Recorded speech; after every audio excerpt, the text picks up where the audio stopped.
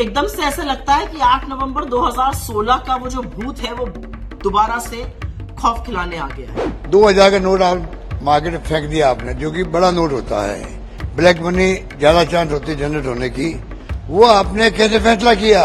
तंग करो, परेशान करो, जो ही कर रही सरकार, मेरे ख्याल से उचित नहीं। सर, मोदी सरकार को ज्यादातर फैसले पर वापस क्यों आना पड़ता है? आपको बड़े इसलिए कि जो है बिना सोचे समझे फैसले लेने से फैसले पर वापस आना पड़ता है। फिर से नोटबंदी की बातें होने लगी हैं। 2000 रुपए का जो नोट है अब वो सर्कुलेशन में नहीं रहेगा और आपके पास 30 सितंबर तक का समय है। अगर आपके पास 2000 रुपए की करेंसी है तो आप जाकर उसको एक्सचेंज कर सकते हैं। लेकिन एक बात याद रखिएगा, एक बार में मात्र 20,000 रुपए के ही 2000 नोट जमा किए जाएंगे अथवा बदले जाएंगे। एकदम से हड़कंप सा मच गया है, क्योंकि याद तो हो गई आपको 8 नवंबर की वो रात। मित्रों, आज रात से तो हुआ क्या था? मोदी जी ने 500 और 1000 रुपए के नोट को डिमोनेटाइज कर दिया था, मतलब प्रतिबंधित कर दिया था। यह अलग बात है कि 99% प्रतिबंधित पैसा बैंकों के पास वापस आ गया। 16,000 करोड़ रुपए मात्र आरबीआई के पास नहीं आए। लेकिन चौंकाने वाली बात यह है कि नई करेंसी छापने में ही 21,000 करोड़ रुपए खर्चा हो गए और एटीएम रिकैलिब्रेशन अलग से करना पड़ा। तो इससे मिला क्या? आपको समझाती हूं इससे क्या मिला। इससे मिला हमारा जीडीपी ग्रोथ रेट आधा हो गया, 8.2 से 4.1 हो गया। 35 लाख नौकरियां तो तुरंत नष्ट हो गई। कल कारखाने, लघु मध्यम उद्योग बंद हो गए। लेकिन मोदी जी की सेहत पे कोई फर्क नहीं पड़ा। वो अलग बात है कि 7 साल से नोटबंदी का नाम नहीं लेते हैं। उसके बाद अब आगे सुन लीजिए। पहले कहा गया ब्लैक मनी खत्म हो जाएगा। ब्लैक मनी तो बिल्कुल खत्म नहीं हुआ है, जबरदस्त ब्लैक मनी चल रहा है। फिर कहा गया कैश खत्म हो जाएगा।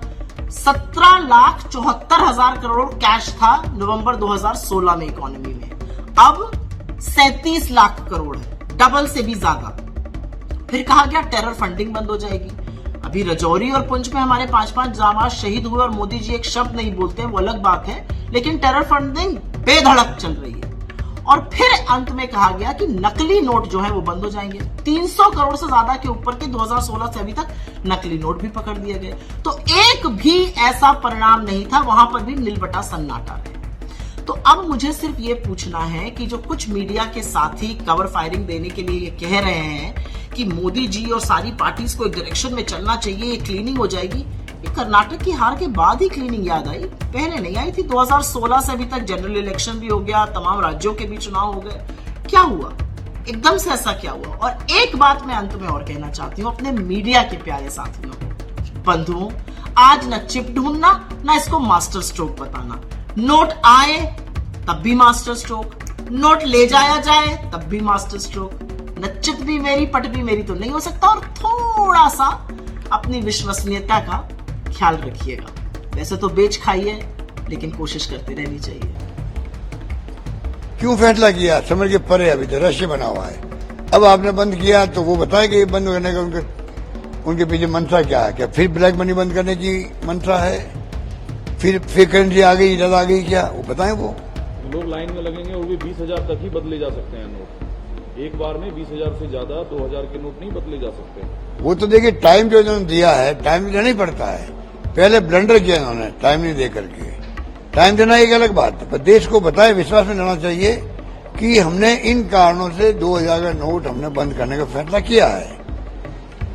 उनके बाद मालूम, पिछली बार भी जो पैसा मार्केट में था, लगभग पूरा पैसा जमा हो गया आरबीआई के अंदर, आंकड़े ही हैं।